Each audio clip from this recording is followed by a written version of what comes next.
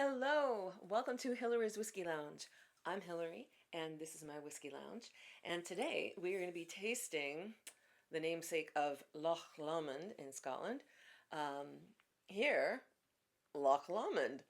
Yes, not Loch, it's Loch, right? Right? All my Gaelic aficionados, Loch Lomond.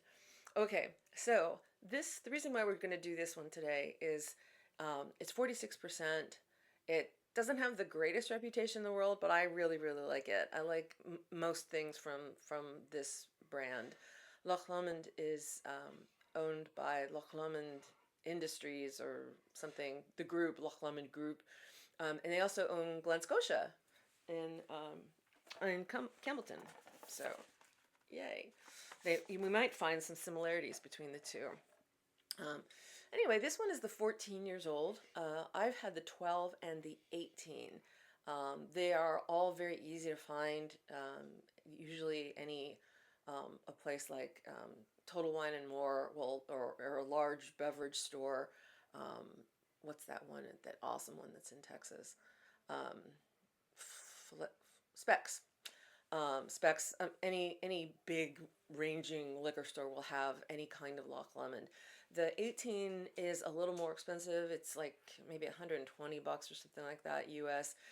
This bottle you can find ranged from like 60 to 80 bucks US, and then the 12 even less expensive. So the reason why I wanted to just taste this with you guys, I want to have something that I can just reach and get when I don't want to have something super fancy or too expensive. Just a kind of a nice, little sipping whiskey. So let's open up this puppy. Where's the thing? The Loch Lomond distillery is known for having not just regular pot stills, but having a column still, which is sort of a big upright thing for continuous distilling. They can distill other kinds of grain whiskeys there. But this is just single malt Scotch, so I'm pretty sure that it's been distilled in just the pot stills. Okay, 46%. Ah, yay. There's that sound. Yay. Okay, in you go. Oh, here's the cap. Let's see. Here we go. So Loch Lomond Distillery is originally from 1814, and then it got shut down, it got, various things happened to it. There's another iteration of it that opened in 1964, so it's been around. And I think it's still actually, it's in a little town that's just south of the actual Loch Lomond. Okay. All right. Wow. Okay. Oak, oak, oak. Wow. Okay. Super oaky, but in a good way. Not overpowering, but you can just, oh wow. And from the looks of it, and this bottle, by the way, says non-chill filtered, but it doesn't say anything about being natural color. So maybe that chemical additive for color is added to this, which would be kind of sad. But I guess you get what you pay for. So look at this color. Nice dark amber. It does look like some color's been added, especially, well, maybe not. I guess I can't say that. For a 14, it's probably the color looks like it could be added, but let's just do more nose.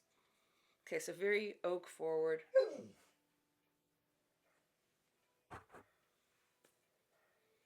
That's really all I'm getting.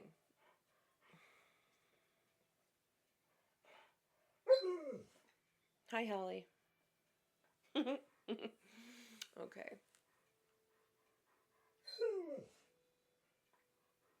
I'm getting fruits like raisins and apples.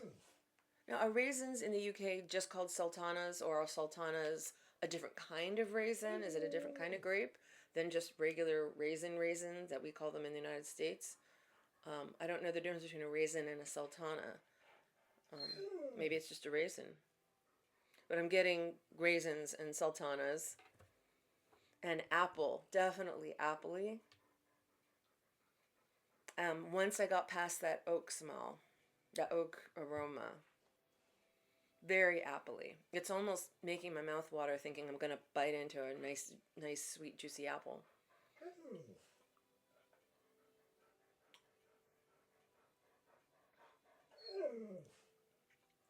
Very appley tasting.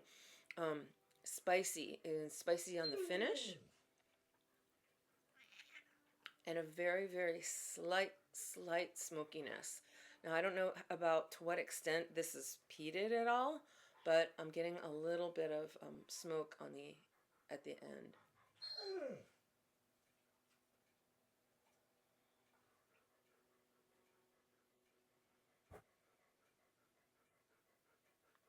It's very juicy. Um, the mouthfeel is a little light, so it's not like that heavy, very viscous, gooey feeling. It's more of a light, kind of like apple juice. Um, Maybe that's just my mouth watering, thinking I'm gonna eat an apple any second now. But it's very light, very apple juicy.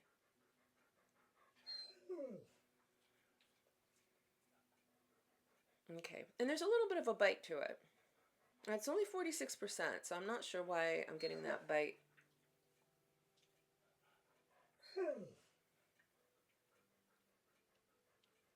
Okay, let's add a little water.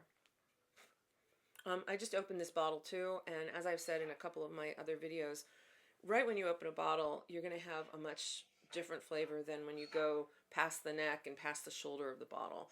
So it just could be because I just opened this, but it also just could be the nature of this whiskey, that it's, maybe not award winning, even though I think it has won a couple awards.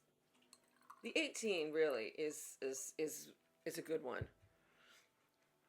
And 14, isn't 14 kind of an odd number for bottling? It's usually something like 10 or 12, and then 15, and then 18. So I don't know where that 14 and how that happened. And this one, I don't know if this is I think this is the newer bottling. The older one had this stag on it, but in more of like a sticker. So I think this is the newer bottling. All right, I added a little bit of water, a few milliliters. Definitely the apple is opening up there. Not as oaky.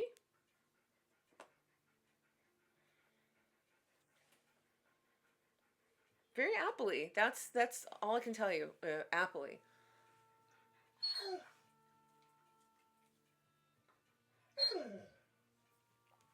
It's not your dinner time yet. Still very juicy, very light mouth feel.